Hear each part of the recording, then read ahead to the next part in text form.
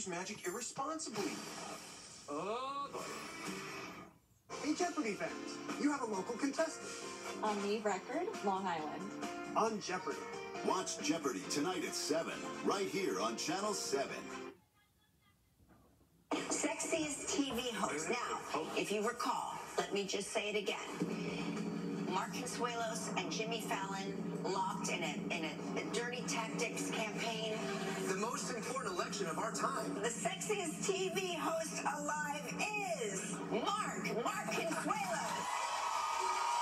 That was the breaking news. Mark Consuelos. There's no doubt. Officially named People Magazine's sexiest host. He got the news on the morning show. Of course, with Live and Kelly and Mark, you could see there a lot of fun. Look at his reaction. Well, the trophy. They mocked up a beautiful trophy. That's and a medal. And he got a medal. But look, you know, there's no doubt. You got to drive 1,000,000 miles to find a TV host that is more attractive than Mark Consuelos. And I'm sorry, Jimmy Fallon, you're a very nice guy, but you don't come close. There you go. By the way, we should mention People's Sexiest Man Alive issue will be announced on November 12th with a full list of all the fellas. There you go. There you go. All right, you ready? You ready for a little big change in the weather? Because here we are cool, then we get this warm shot. I know, look at those clouds. And they're taunting us because it looks like they're going to rain. It looks like they want to rain. And I'm even seeing a few showers on the radar in northern New Jersey, all the way up to Rockland and also Westchester County, right along the river. So we're dropping 1 or 2 sprinkles there, and you can even see them in the distance, but it's just not enough, and it's not for everybody. 60 degrees under those cloudy skies with a little bit of a shower up the Hudson Valley.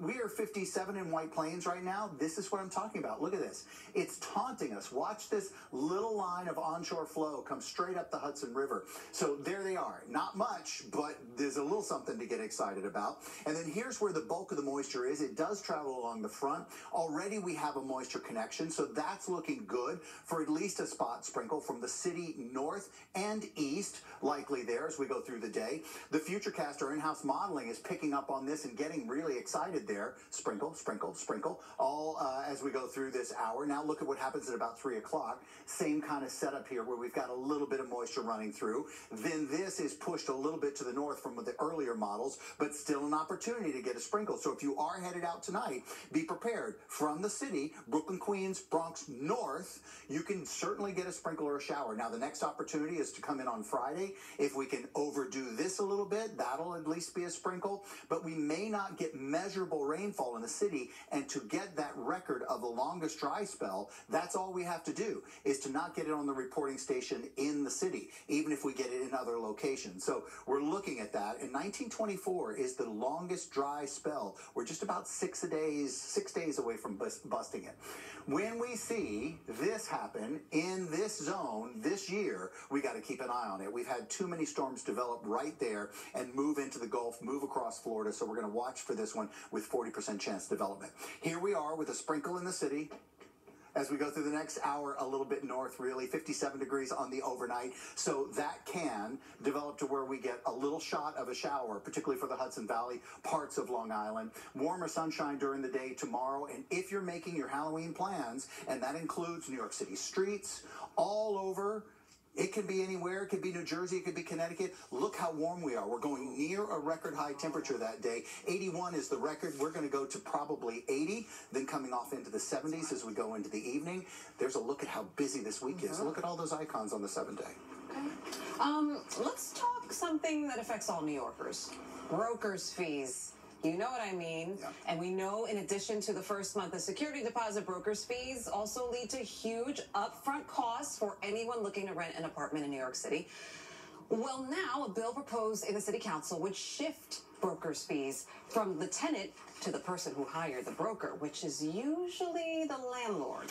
It's called the Fairness in Apartment Rental Expenses, or FAIR Act. The bill has 33 sponsors, 7 more than the majority needed to even pass this. While renters applaud the bill, the real estate industry, of course, opposes it. They say the bill will make the rental process more complicated, and landlords will likely pass broker costs on to tenants through higher rents. I understand the spirit of it, but rarely does anything like this ever end up to being reduced cost for the people who are going into renting. So I just worry where the money's going to be made up front or in the backside. But I do think it's an effort to make it easier to rent. I don't know how you fix it because, I mean, it is pretty exorbitant when you're trying to get an apartment here to have that amount of money up front. Up front, to lay it out right there. It's a lot. Yeah. But, you know, then the real estate industry is saying they're just going to pass that on. So we'll see. When we come back, we'll have a final check of what's coming up on Eyewitness News later on today.